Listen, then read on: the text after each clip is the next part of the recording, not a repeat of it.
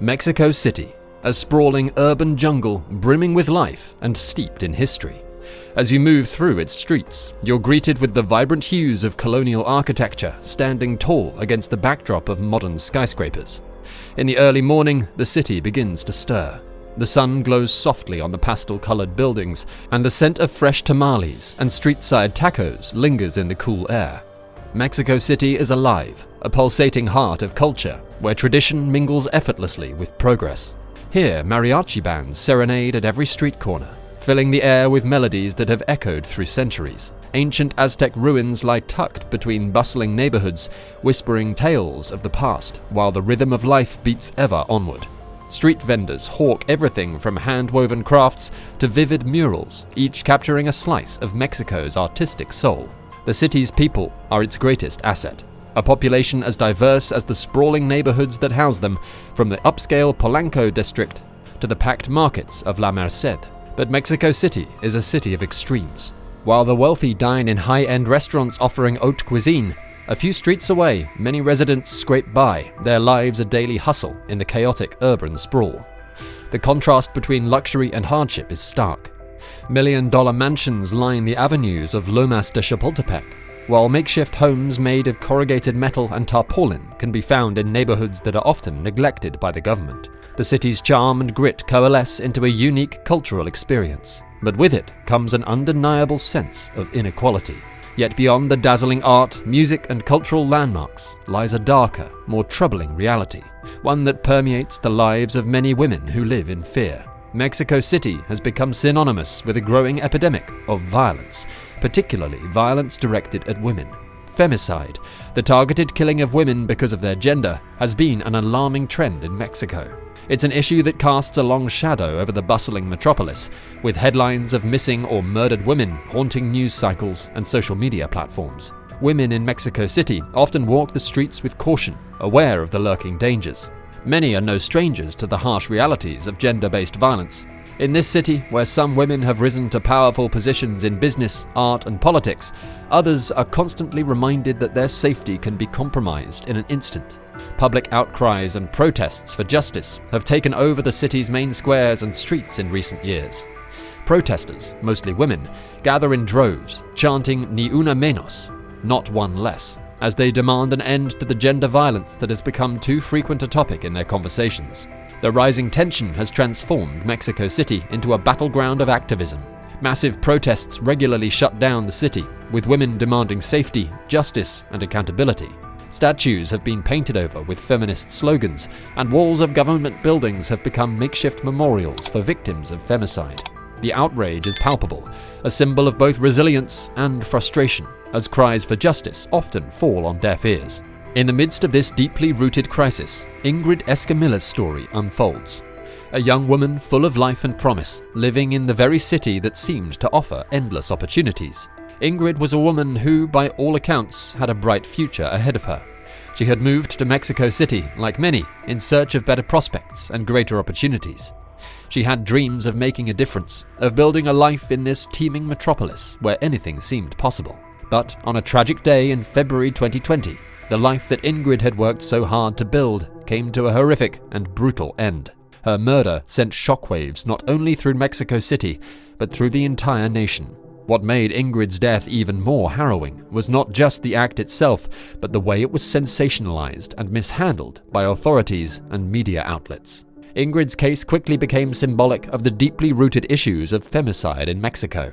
It was a gruesome reminder of the violence that women face daily, a problem that has grown so pervasive that the very systems meant to protect them have, at times, perpetuated their exploitation. The murder of Ingrid Escamilla was more than just a crime. It became a rallying cry for justice, an emblem of the systematic failures that have left so many women vulnerable in a society that often turns a blind eye to their suffering. But before we dive into the chilling details of Ingrid's murder, it's important to understand the context in which this crime occurred. A city and a country grappling with its dark side.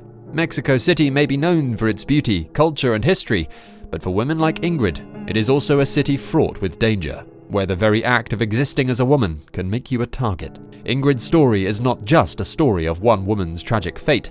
It is a reflection of the larger crisis of gender violence that continues to plague Mexico, a crisis that demands our attention, our outrage, and most importantly, our action. Ingrid Escamilla was a young woman with a bright future, full of potential and ambition. Born and raised in the city of Puebla, she came from a loving and supportive family who encouraged her to pursue her dreams.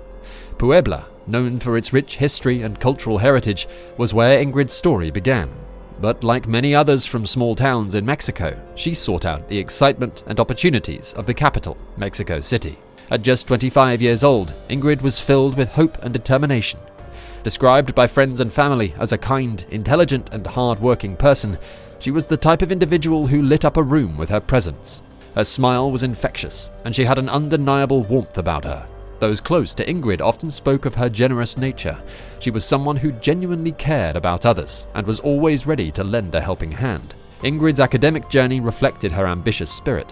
She pursued a degree in tourism and business administration, demonstrating a keen interest in the industry that thrives on culture, hospitality, and human connection. She had dreams of building a successful career, hoping to one day make a significant impact in her field. Moving to Mexico City seemed like the next natural step for her. Here, she could broaden her horizons, build her network, and find the opportunities that would allow her to flourish professionally. Though Ingrid's professional path was just beginning, she had already gained some recognition on social media. Like many young adults of her generation, she was active online, sharing snippets of her life, her achievements, and her passions. Her social media accounts were filled with glimpses of her everyday life, pictures of her smiling, enjoying the company of friends, and celebrating milestones. Each post reflected her optimism and zest for life. But beneath the carefully curated images on her social media profiles, Ingrid's real life was far more complex. While to the outside world she appeared to be living the dream, a young, beautiful woman in one of the most exciting cities in the world, the reality was that she was battling her own personal demons, struggling with challenges she kept hidden from even her closest friends. Ingrid's followers and friends saw only what she chose to share with the world: happy moments, career aspirations, and the occasional update about her life in Mexico City. To them, she seemed like a young woman on the brink of achieving everything she had ever wanted. Her success, her beauty, and her ambition made her a figure of admiration for many who knew her both online and offline. But like many people who use social media as a way to present the best version of themselves, Ingrid's online presence was far from a complete picture of her reality. Behind the filtered images of joy and success lay a deep struggle that she didn't speak about openly. Those close to her noticed the subtle changes, the moments where her smile didn't reach her eyes, or when she seemed withdrawn during conversations.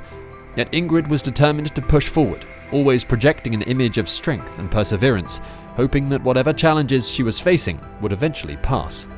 Ingrid had the same dreams that many young women do. She wanted to build a life for herself, experience love, and create a future where she could thrive both personally and professionally. She had the ambition, the drive, and the intelligence to achieve all of this. But little did she know that her time would be cut tragically short. Her life serves as a stark reminder of the duality that many people experience, where the face they show to the world on social media may be vastly different from the battles they fight in private. For Ingrid, social media was a place where she could express her happiness and connect with others, but it also concealed the pain she was enduring in her personal life. As we learn more about her story, it becomes clear that Ingrid was more than just a victim of a senseless crime. She was a young woman full of life, love, and potential. A woman who, like so many others, tried to balance her dreams with the reality of a challenging world. But tragically, her story would end far too soon, leaving those who knew and loved her to wonder what could have been if she had only been given the chance to live out her dreams. Ingrid Escamilla's relationship with Eric Francisco Robledo initially seemed like a whirlwind romance. When they first met, it was the kind of connection that can make you believe in the possibilities of love. Ingrid, a bright and ambitious young woman, was drawn to Eric's maturity and life experience. At 46 years old, Eric was significantly older than Ingrid, who was only 25 at the time.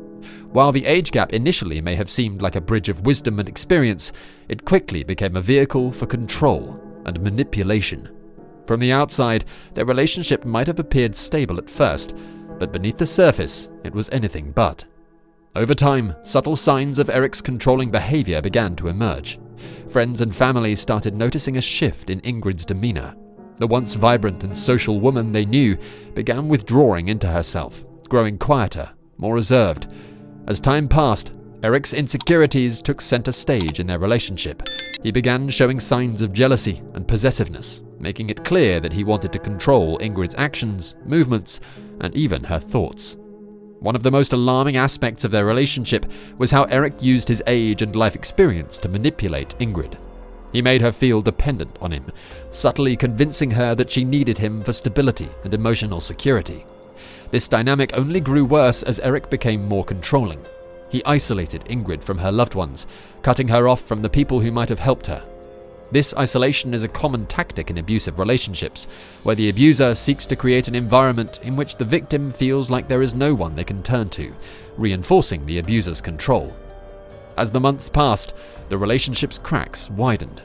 What had once seemed like love turned into a nightmare of verbal, emotional, and physical abuse. The couple began to argue frequently, and Eric's outbursts became more violent and dangerous. His jealousy knew no bounds. He became paranoid and obsessive, frequently accusing Ingrid of infidelity and other imagined slights. In his fits of rage, Eric lashed out at Ingrid both emotionally and physically, leaving her trapped in a cycle of abuse that she felt powerless to escape. The power imbalance in their relationship was stark. Eric's age and life experience became weapons in his manipulation, making Ingrid feel small, vulnerable, and dependent. He constantly reinforced the idea that no one else could love her the way he did, that without him, she was nothing. These words and actions slowly chipped away at her self-esteem and confidence, eroding the vibrant woman that she had once been. Eric's control over her became absolute. Ingrid's isolation grew as Eric tightened his grip on her life.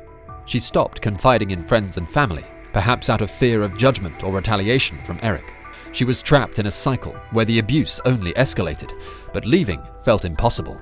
This is a common pattern in abusive relationships. Over time, the abuser convinces the victim that they are entirely dependent on the relationship, using fear and manipulation to keep them from leaving. The final days of Ingrid's life were filled with tension and fear. By the time of her tragic murder, the relationship had deteriorated to the point of no return. Eric's controlling behavior, coupled with his violent tendencies, had created a powder keg waiting to explode. It was no longer a question of whether something would happen, it was only a matter of when. Despite the red flags, Ingrid stayed, likely out of a combination of fear, hope, and emotional exhaustion. For many victims of abuse, leaving an abusive partner can seem like an insurmountable challenge. They are trapped in a vicious cycle where they feel too afraid to leave, yet too broken to stay. Ingrid's story is a haunting reminder of how abuse can creep into a relationship, slowly taking over until there is nothing left but fear and control. By the time the violence had reached its peak, the love that once existed between Ingrid and Eric had long since turned into something far more sinister. What had begun as a relationship filled with promise and hope had become a living nightmare. And for Ingrid, there was no escape from the escalating violence that would soon take her life. It was February 9th, 2020, a seemingly ordinary Sunday in Mexico City. The sprawling capital, alive with the sounds of bustling traffic and chatter, continued its regular rhythm. But behind the doors of a modest apartment in the Vallejo neighborhood, a horrific act of violence was unfolding. Ingrid Escamilla, just 25 years old, found herself facing the culmination of months of fear and abuse, trapped in a deadly encounter with the man she once thought she loved. Inside the walls of their home, Ingrid and Eric Francisco Robledo were engaged in yet another argument. What had triggered this particular confrontation remains unclear, but by now, their relationship had deteriorated to a toxic, unbearable level. For years, Eric's insecurities and jealousy had festered, creating a ticking time bomb of rage. That night, something snapped. The argument escalated quickly, and before long, it turned physical. In a moment of uncontrollable fury, Eric grabbed a kitchen knife. His mind, twisted by jealousy and his need for control, was overtaken by violence. What happened next was an unspeakable act of brutality. In a frenzy, Eric attacked Ingrid, stabbing her repeatedly. The rage-fueled assault was relentless. Each stab was more vicious than the last, as though each thrust of the knife was meant to annihilate any trace of her existence. Blood spattered the walls, staining everything it touched. The apartment became a blood-soaked prison, Ingrid's screams for help drowned out by the intensity of Eric's wrath. But the horror did not end there. In one of the most shocking and gruesome acts of post-mortem mutilation, Erik, consumed by a perverse need to obliterate Ingrid entirely, set about desecrating her body. He methodically flayed her, peeling away her skin with a chilling precision that would later leave even seasoned investigators deeply disturbed. It was as though Erik wanted to erase every last trace of her, reducing her to something unrecognizable. The room was transformed into a macabre scene. Ingrid's once vibrant body was now a shell, disfigured beyond recognition. Erik, in his delusional state, believed that he could dispose of her remains and escape justice. He dismembered parts of her body, packing them into bags in an attempt to rid himself of the evidence. At one point, Erik even called his ex-wife in a panic, confessing to the crime and revealing the gruesome details. His voice, now devoid of the rage that had overtaken him earlier, was filled with desperation as he realized the enormity of what he had done. His attempts to clean up and dispose of Ingrid's remains were futile. The apartment was awash in blood, and the brutality of the crime was impossible to hide. When authorities arrived on the scene, they were met with a nightmare. Officers and paramedics stepped into a crime scene so horrific that it would leave them scarred for years to come. Ingrid's mutilated body lay in the middle of the apartment, a chilling testament to the depths of Erik's rage. Blood covered the walls, floors, and furniture. In the corner, bags containing dismembered parts of Ingrid's body hinted at Erik's deranged attempts to cover his tracks. Forensic teams carefully surveyed the scene, but it was clear from the beginning that this was not just a murder. It was a calculated act of annihilation. The savagery of the attack left no doubt that this was a crime fueled by a deep, irrational rage. News of the murder spread quickly through the city, sending shockwaves across the nation. But what made the case even more unbearable was the leak of graphic images from the crime scene. Photos of Ingrid's mutilated body were shared on social media and splashed across tabloids, turning her death into a grotesque spectacle for public consumption.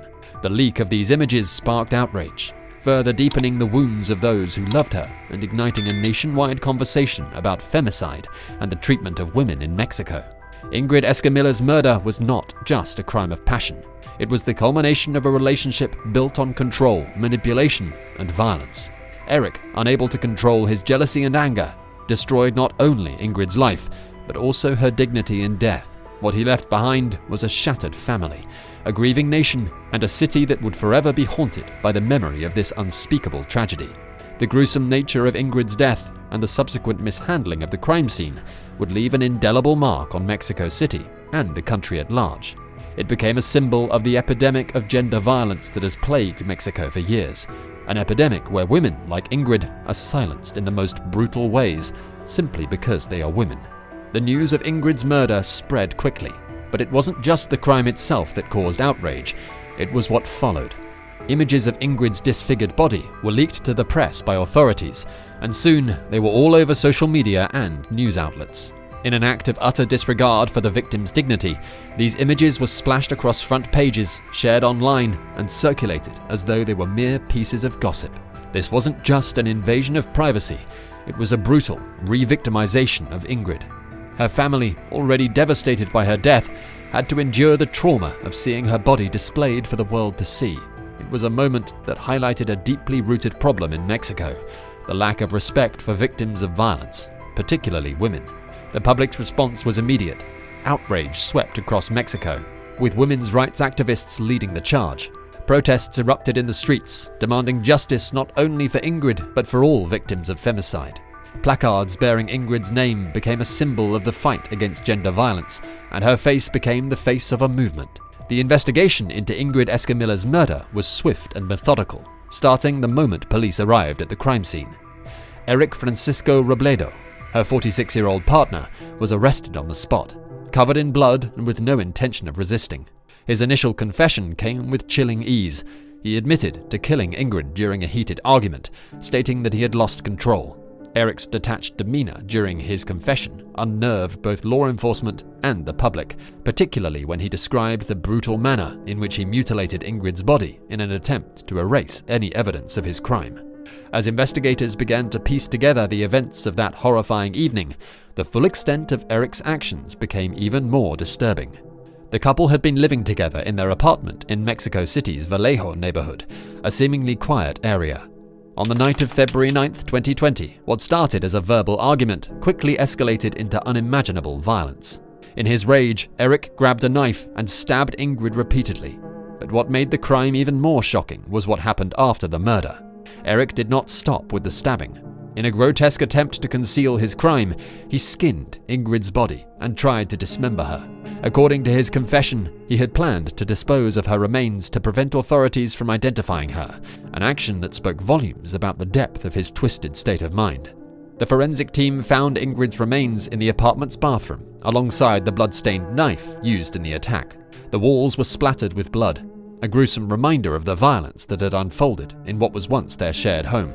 The level of violence and Erik's attempts to mutilate her body left seasoned investigators in shock. Despite his efforts to cover up the murder, Erik's actions were sloppy, and the overwhelming evidence against him was quickly compiled. One of the most shocking discoveries during the investigation was the leak of the graphic crime scene photos. These images, which showed Ingrid's mutilated body, were shared online and in some media outlets, sparking widespread outrage. The leak of these photos was not only a violation of Ingrid's dignity, but also a harsh reminder of how victims of gender violence are often treated as mere statistics or spectacles in Mexico. The public backlash was swift, with protests erupting across the country, demanding justice not only for Ingrid, but for all the women whose lives had been taken in similar acts of femicide. As investigators continued to delve into Erik's background, they found that he had a history of domestic violence. The signs of his controlling and abusive behavior had been present long before the night of the murder. But as is often the case, they had gone unnoticed or unreported. Erik's confession, combined with the forensic evidence and his history of abuse, made the case against him airtight. Despite his claims of losing control, the evidence pointed to a premeditated act of extreme violence, born from deep-rooted misogyny and a desire to control every aspect of Ingrid's life, even her death. In the aftermath of the investigation, it became clear that Ingrid's murder was not an isolated incident, but part of a much larger, systemic issue in Mexico. The country has one of the highest rates of femicide in the world, and Ingrid's case became emblematic of the failures of the justice system to protect women from gender-based violence. Protests erupted across Mexico, with activists demanding not only justice for Ingrid, but also sweeping reforms to address the root causes of femicide. Ingrid Escamilla's murder ignited a nationwide movement in Mexico, calling attention to the growing epidemic of femicide. Her death became a rallying cry for activists fighting for women's safety, and her name joined the long list of victims who have suffered at the hands of gender-based violence. Thousands of protesters, mostly women, took to the streets, holding signs that read, "Ni una menos," not one less, and "Justicia para Ingrid," justice for Ingrid. The demonstrations were filled with grief, anger, and frustration.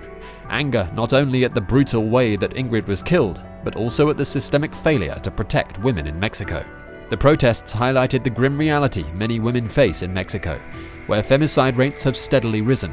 Activists blamed a justice system that often neglects cases of gender violence and perpetuates a culture of impunity. In 2019, an average of 10 women were killed every day in Mexico, and Ingrid's case was a heartbreaking reminder of how many more lives have been lost. The protesters demanded action, an overhaul of the laws protecting women, stronger enforcement of existing legislation, and a shift in societal attitudes towards gender violence. The media's handling of Ingrid's case added fuel to the fire. Graphic images of her mutilated body, leaked by the authorities, were circulated widely across social media and news outlets, causing outrage. Activists condemned the media's exploitation of Ingrid's tragedy for shock value and sensationalism. This act of insensitivity deepened the public's frustration and became a symbol of the callousness with which femicides are often treated by authorities and the press. In response to the public outcry, there was a push for legislation that would prevent such indignities from happening again. The Ley Ingrid Law, was proposed and quickly passed, making it illegal for officials or authorities to share images of crime scenes, especially those involving violent crimes against women.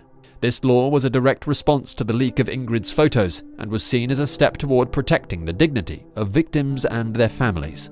While it was considered a small legislative victory, it signified progress in the fight for justice and respect for women who fall victim to such violence.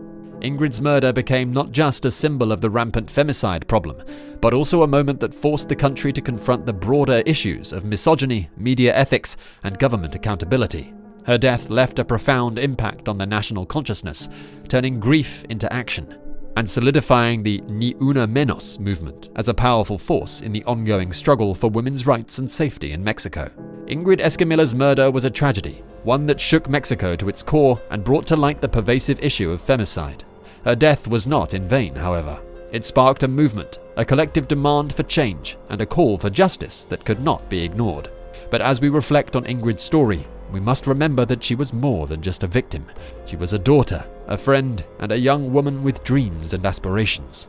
Her life mattered, and her death serves as a stark reminder of the cost of unchecked violence against women. As the fight for justice continues, let Ingrid's name be a symbol of hope for a future where women no longer live in fear, where their lives are valued, their voices heard, and their safety guaranteed. Be sure to check out more of our true crime stories, where we delve into the most compelling and heart-wrenching cases from around the world. Don't forget to subscribe for more gripping content and raise awareness for the victims whose voices deserve to be heard.